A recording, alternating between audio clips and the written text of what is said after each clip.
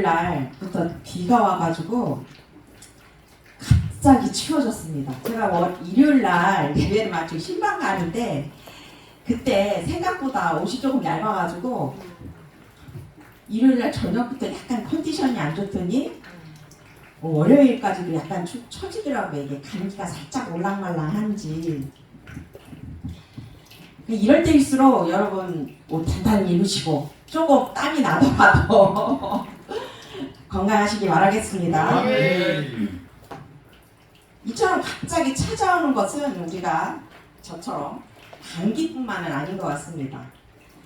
우리가 몇 시간 후 또 다음날 아니면 한 달 후 어떤 일이 일어날지는 우리가 장담할 수가 없습니다. 9월달에 고령의 나이에도 건강하다고 했던 그 영국 여왕이 갑자기 승하하고 장례식이 있었습니다. 혹시 여러분은 엘리자베스 2세 여왕의 장례식을 한번 보신 분 있으신가요? 유튜브로? 저는 정말 왕의 장례식이 무엇인지 한번 어떤 것인지 궁금해서 제가 조금 늦게까지 실시간으로 시청을 했습니다.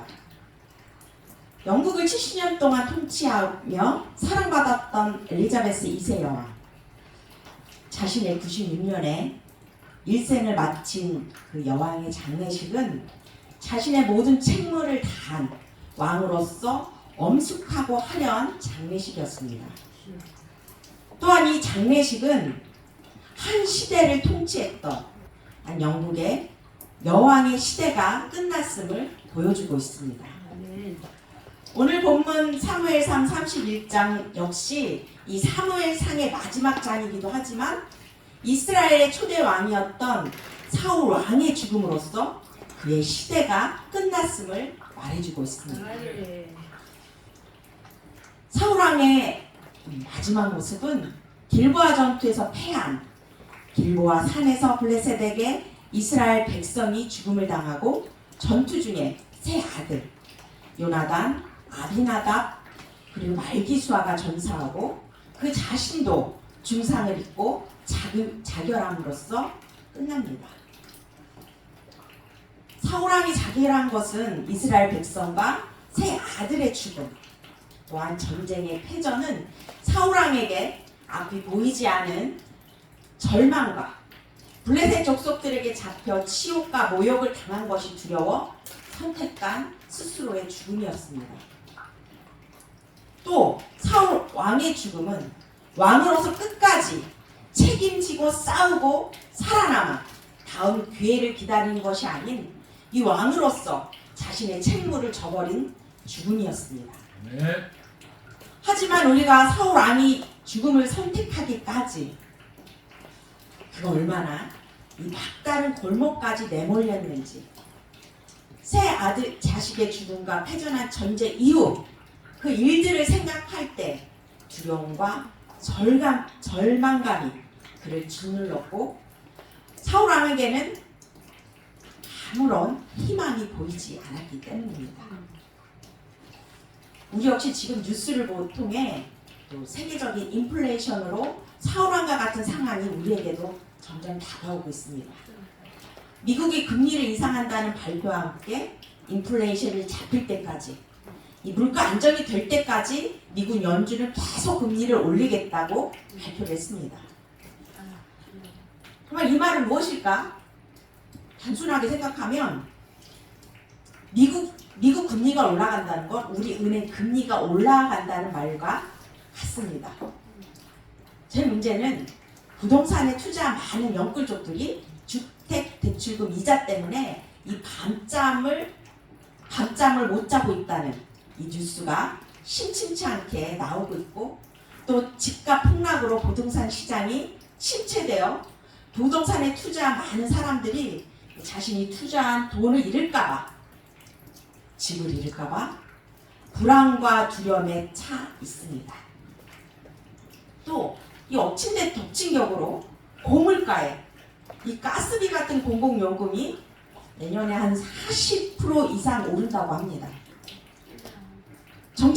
경제 전문가들은 경제가 어두운 침체의 터널 속으로 들어갈 것이라고 말하고 있습니다. 많은 사람이 언제 끝날지 모르는 기약 없는 경제 침체의 터널 속에서 어떻게 살아남아야 할지, 어떻게 버텨야 할지 불안감과 두려움에 쌓여 있습니다. 네. 이스라엘 역시 사울왕과 같은 상황에 놓여 있었습니다. 지역적 특징만 보더라도 아래는 애굽, 그 중간에 블레셋이 버티고 있었고 우측으로는 지중해가, 그 중심에 이스라엘이 있었습니다. 그 모습은 마치 사면이 바다인 우리나라와 같이 사면이 다 적들로 둘러싸여 있었습니다. 철의 기술로 세계에서 가장 강했던 애국은 윗지역을 정복하기 위해서는 이스라엘을 지나가야 했기 때문에 자꾸 위로 올라오려 했고, 우시아와 바벨론은 아래로 내려와 정복하려 했으며, 또 나머지 세력, 기타 세력은 이스라엘이 약해질 때마다 쳐들어왔습니다. 이런 외부 세력의 침략으로 이스라엘은 문화를 발전시키고 국력을 키울 수 없는 열악한 지리적 환경에 있었습니다. 이스라엘은 당장 이 가지고 있는 것을 빼앗기지 않기 위해 싸우기 바빴던, 마치 우리나라 5천년 역사가 침략하는 중국과 일본을 막기 위한 전쟁의 역사였던 것처럼 이스라엘이 늘 강대국들과 자신들이 약해지길 호시탐탐 노리는 족속들로 인해 앞이 보이지 않는 불안감과 두려움으로 항상 이 긴장하며 살아야 했습니다. 우리의 신앙 역시 세상 속에 살면서 사단은 우리의 믿음이 약해지길 호시탐탐 노리고 유혹하고 있고, 우리의 신앙과 믿음을 지키기 위해 늘 성령 충만할 수 있도록 긴장의 끈을 놓을 수가 없습니다. 여러분, 이스라엘이 이런 힘든 상황 속에서 그 자리에서 그들이 버틸 수 있었던 힘은 하나님께서 그 땅이 젖과 꿀이 흐르는 땅이라고 약속하셨기 때문입니다. 그래서 그들은 그 자리에서 버텨낼 수 있었습니다. 우리 역시 세상에 살면서 가정과 직장, 사업장에서 일어나는 많은 문제들, 가족 간의 문제, 물질적 어려움, 질병의 고통, 예고 없이 당하는 사건과 사고 등으로 세상과 우격 싸움하며 그 힘들고 지친 나날들을 이 하나님의 말씀에 의지하여 예배와 기도로 버텨내고 있습니다. 그럼 그들이 버텨낼 수 있었던 힘은 어디서 나오는 것일까요? 이스라엘 민족이 출애굽할 때 그들 앞에는 홍해가, 뒤에는 애굽 바로왕의 군대가 쫓아오고 있었고, 어디로 갈지 선택을 해야 했습니다. 그들은 정말 앞이 보이지 않은 현실에 모세에게, 아니 우리가 죽을 곳이 없어서 이곳까지 왔냐며 다시 돌아가자며 원망과 불평을 쏟아냈을 때 이 모세는 하나님을 바라보았고 홍해가 갈라지는 기적이 일어났습니다. 아멘. 여러분, 이스라엘 민족이 그 자리에서 버틸 수 있었던 건 하나님을 바라볼 때 길은 열렸고 희망을 보았기 때문입니다. 그런데 오늘 마지막 장에서 스스로 자결한 사울왕은 왜 버티지 못하고 죽음을 선택할 수밖에 없었을까요? 그 이유를 크게 세 가지로 볼 수가 있습니다. 첫 번째는 사울왕이 본처에게서 난 아들 4명 중에 이 3명의 아들 요다단, 아비나답, 말기수아였는데, 그들은 후계자였으며 동력자였던 아들과, 그리고 많은 이스라엘 백성이 죽고 블레셋과의 싸움에서 완전히 패했다는 생각에 스스로 희망을 잃어버렸기 때문입니다.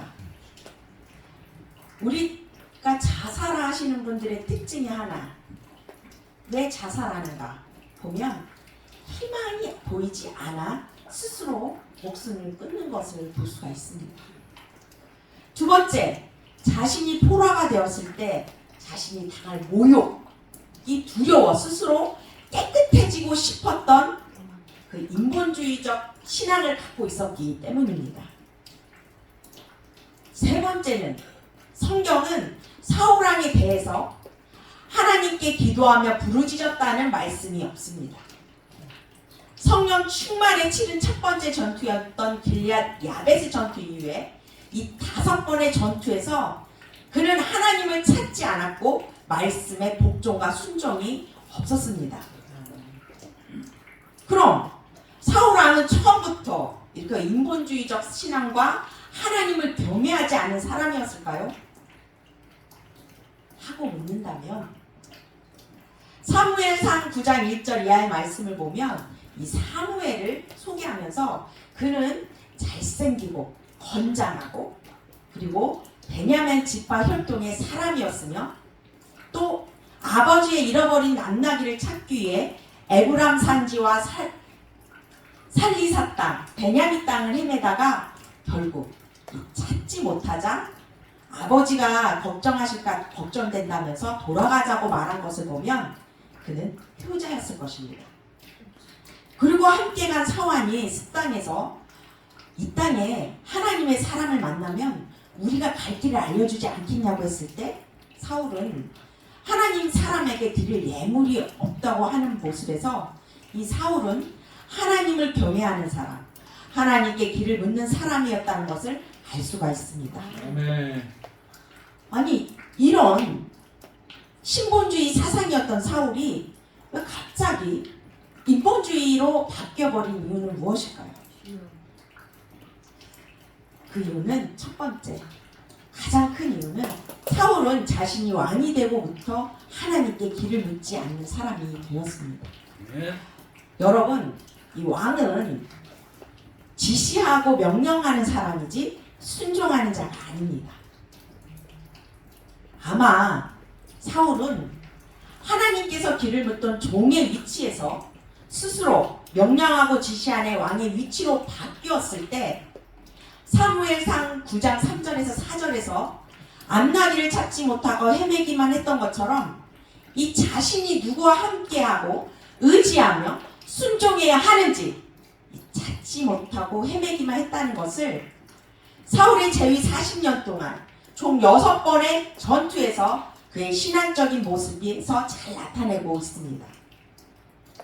이 사울왕은 첫 번째 전투였던 그 길앗 야베스 전투에서 성령의 충만함으로 전투를 했던 것을 빼면 이 두 번째 전투 막미스 전투에서는 이 급한 마음에 사무엘의 세사랑직을 침범했고 세 번째 전투 모압 암몬군과의 전투 블레셋과의 전투에서는 승리의 영토의 회복과 국가의 기틀을 마련했지만 블레셋과의 전투에서 우왕좌왕했고 치열한 전쟁을 앞둔 백성들에게 스스로 금식을 선포했습니다.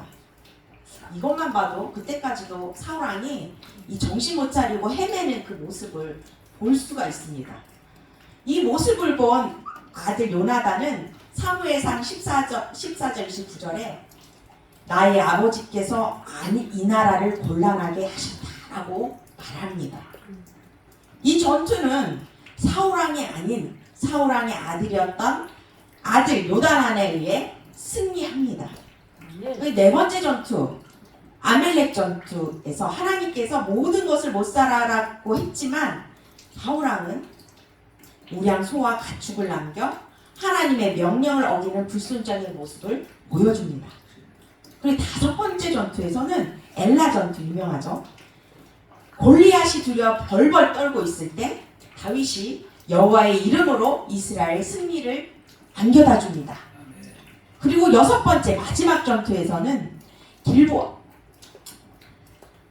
마지막 전투였던 길보아 전투에서 사울왕은 마지막 전투로 이 세 아들이 전사하고 수많은 백성이 죽고 전쟁에 패하고 사울왕은 자결합니다. 이런 전투에서 이 모습만 보면 정말 뭐라고 할까요? 사울왕은 진짜 하나님의 사람이었을까? 정말 믿는 자였을까라는 의구심이 드는 모습들을 보여주었습니다. 그러나 하나님은 이 사울왕의 모습을 보면서 그냥 내버려 두시지 않으셨습니다. 이 하나님은 사울왕이 이 5번째 전투, 엘라 전투에서 세상과 우격 싸움에서 두려워 떨고 있을 때 이 다윗을 통해 사울왕에게 그 길을 보여주셨습니다.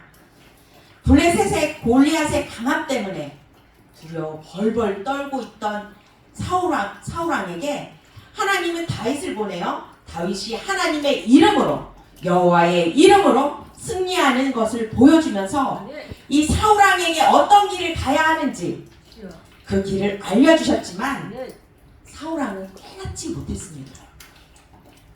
사울왕은 다윗이 승리할 수 있었던 이유를 찾고 자신을 뒤돌아보며 반면교사로 삼아야 했지만 다윗이 전쟁용으로 인기가 높아지자 왕의 권위에 위협하는 자로 인본주의적 시각에서 벗어나지 못하고 다윗을 경계하고 미워합니다.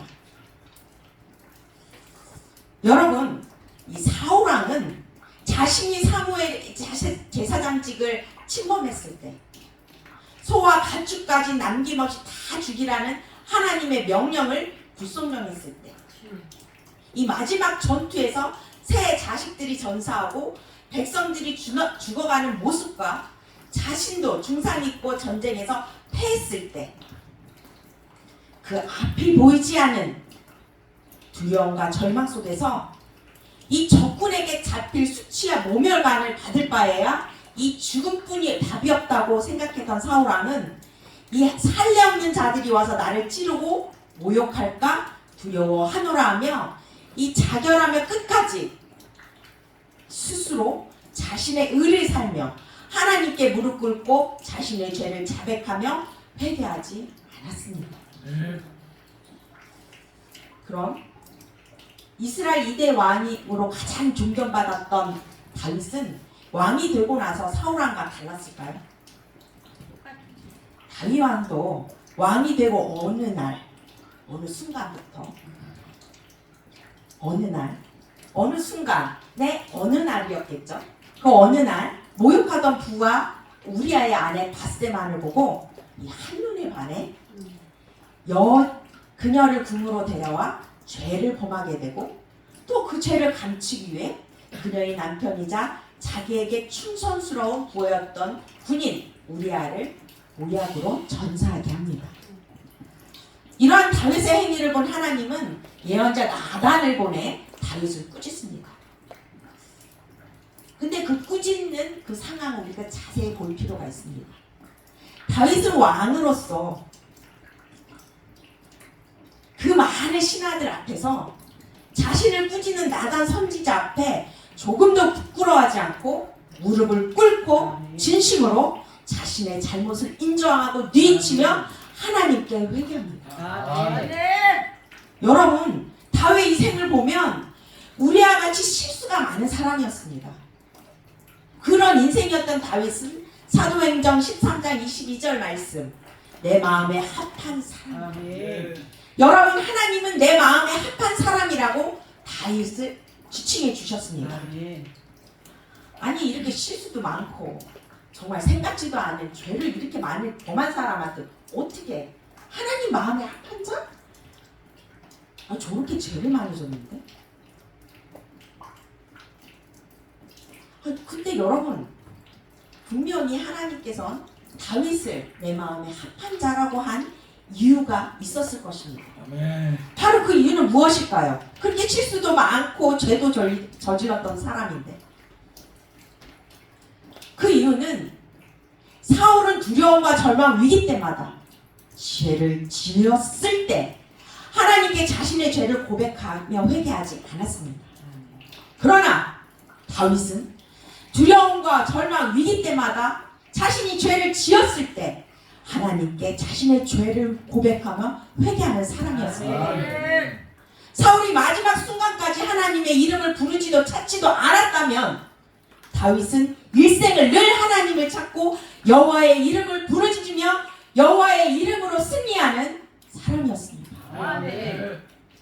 여러분, 하나님은 사울왕이 그리고 은 30전에 예수님을 팔았던 유다가 자멸하길 바라지 않으셨습니다. 그 두려움과 절망 속에서 좌절 속에서 하나님을 찾길 바랬습니다. 여러분, 성경의 인물 중 사울왕과 같이 같은 죽음의 상황 속에서 다윗은 사울왕을 피해 이곳저곳을 전전하며 이 몸을 위탁하게 된 블레셋에서 이 죽을 뻔한 상황에 처해지자 다윗은 대문에 몸을 비비적대며 수염에 질질 침을 흘리고 미친 척합니다. 그 모습이 비겁해 보이고 부끄러워 보일 수 있지만 블레셋의 아기스 왕은 나한테 미친놈이 모자라서 이런 놈을 데려왔느냐며 역정을 내며 쫓아내 다윗은 목숨을 건질 수 있었습니다. 모세는 애굽 왕의 공주의 양자로서 왕자로서 최고의 것을 배우며 누리며 살았지만 이 자신의 의로 동족을 괴롭힌 애굽 사람을 죽이는 살인자가 되자 광야로 도망치게 됩니다. 사도 바울은 기독교를 박해하러 갔다가 다메섹에서 예수님을 만나 회심 후 복음을 전하다 유대인들이 자신을 죽이기로 모해한 것을 알게 되자 이 밤에 몰래 광주리를 타고 성에서 탈출합니다. 여러분, 우리 성경에 존경받는 이런 선지자들의 그 삶의 인생을 보면 이런 모습들, 약한 모습들, 이런 모습들은 성경은 또한 말씀하고 있습니다. 그리고 하나님은 이 다윗, 모세, 바울의 이런 모습을 비겁하다고, 부끄럽다고 생각하지 않으십니다. 하나님은 이런 다윗을 통해 이스라엘 백성에게 새로운 길을 열어주었고 모세를 통해 출애굽한 이스라엘 백성에게 홍해를 건널 수 있는 새로운 길을 열어주셨으며 사도 바울을 통해 이방인에게 복음을 전파되는 새로운 길을 열어주셨습니다. 하나님은 우리의 죽음이 복음을 전하다 죽는 것을 인정하시고 증인의 삶을 살기를 바라십니다. 스테반 집사가 하나님께 인정받은 것은 이 유대인들을 강하게 질책하며 너희에게 하나님이 없다는 복음을 전하다 죽었기 때문입니다. 여러분, 우리의 신앙 속 우리의 죽음은 이 육신적 죽음뿐만 아니라 영적 죽음에서 깨어날 수 있는 것은 나의 의가 깨질 때, 나의 생각과 의지와 감정이 깨질 때 예수님을 전하다 죽을 수가 있습니다. 많은 사람이 세상의 경제적 어려움, 자녀들의 문제, 질병의 고통, 죽음의 공포, 세상의 어려운 문제로 어두운 터널 속에 갇힐 때 모든 사람을 이야기합니다. 나에게 길이 없다. 그러나 여러분, 길은 분명히 있습니다. 우리가 차를 타고 터널 속을 들어가지만 터널 속을 계속 전진하다 보면 끝이 보이고 길이 보이는 것처럼 그 터널 속은 어둠만 존재하는 것만 같지만 그 터널 속에서도 빠져나올 수 있는 길이 있습니다. 아니, 그 어두운 길, 터널 속을 어떻게 빠져나올 수 있을까요? 다니엘의 3명의 친구들이 풀물 속에서 들어가야 할 때 그들은 죽음에서 벗어날 길은 없었습니다. 그런데 불길에 들어간 3명을 보면서 바벨론의 느부갓네살 왕은 다니엘 3장 25절에서 26절로 이렇게 얘기를 합니다.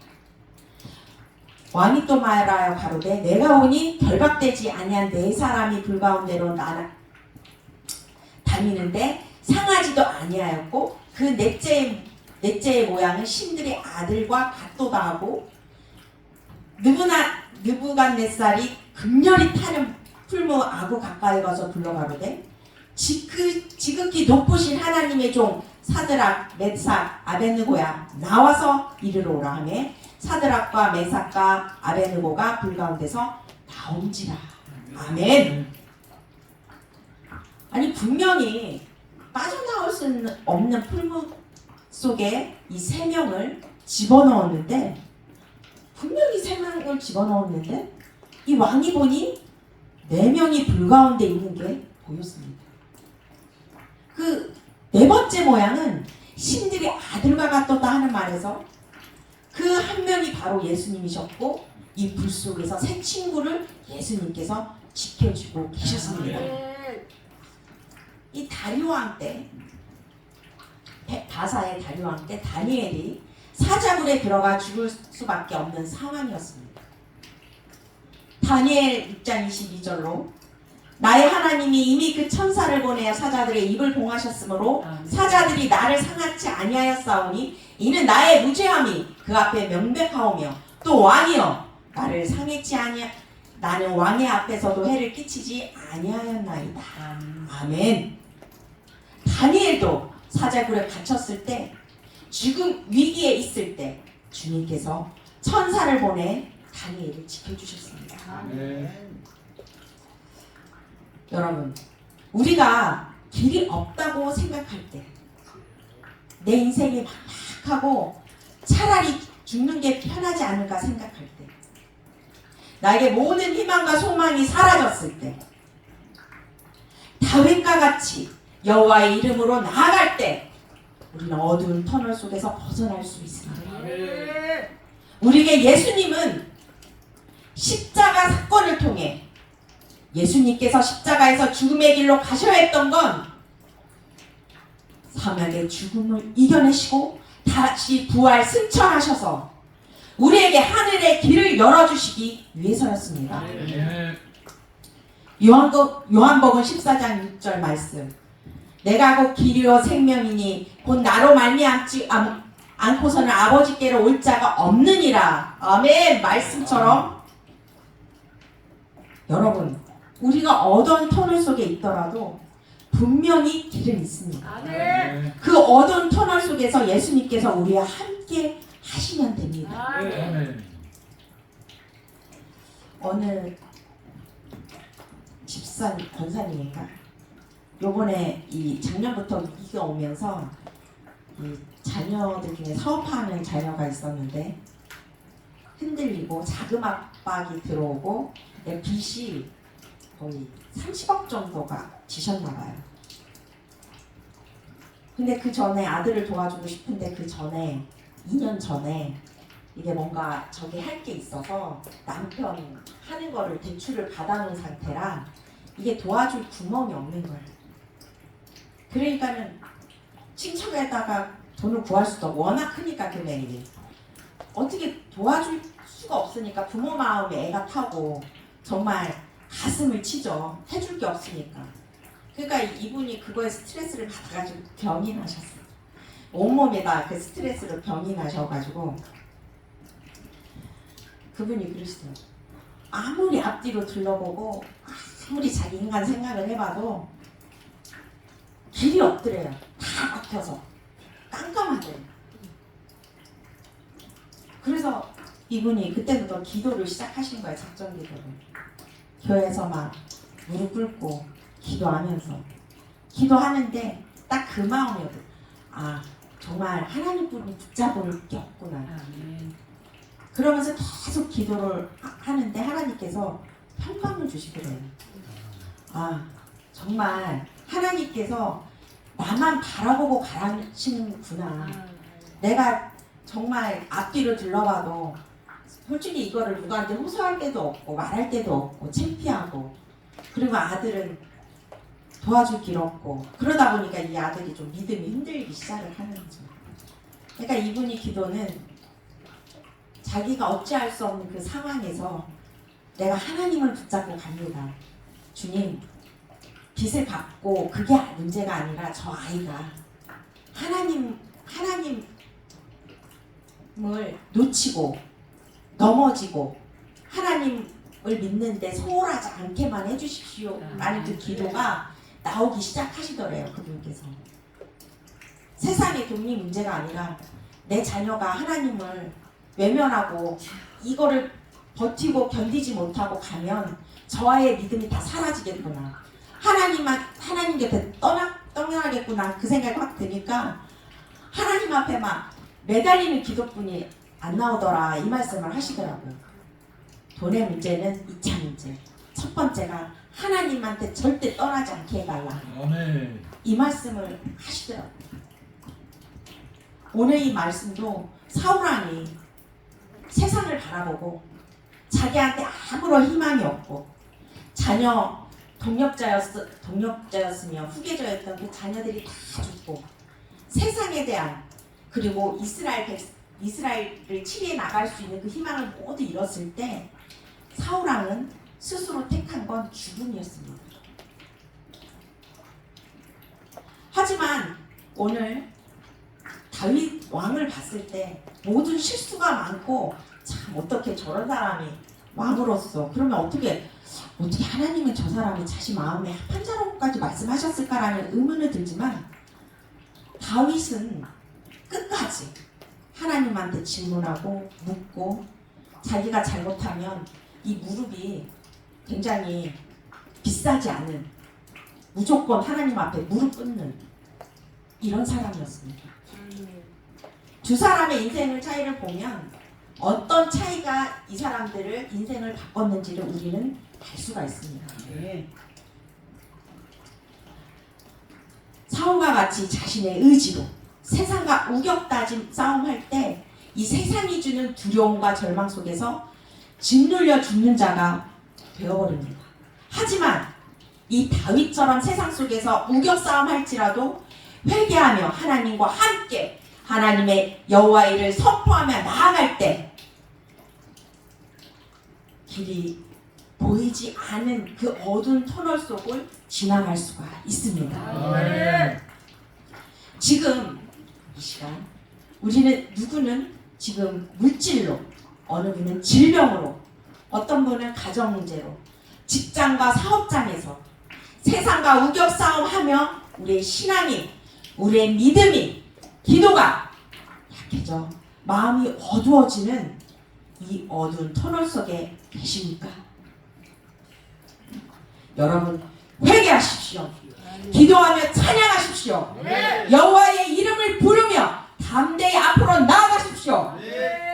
그럴 때 다윗과 같이 주님께서 우리와 함께 하시고 우리의 목자가 되셔서 세상이 주는 두려움과 절망감으로 어두운 터널 속에서 방황하고 있는 우리를 빛으로, 빛의 길로 인도해 주십니다. 오늘 이 말씀을 붙잡고 우리의 길이요 생명이신 주님을 바라보며 주님이 주시는 은혜와 축복을 누리시는 지상의 천국과 하늘의 천국의 길을 걸어가시는 여러분이 되시길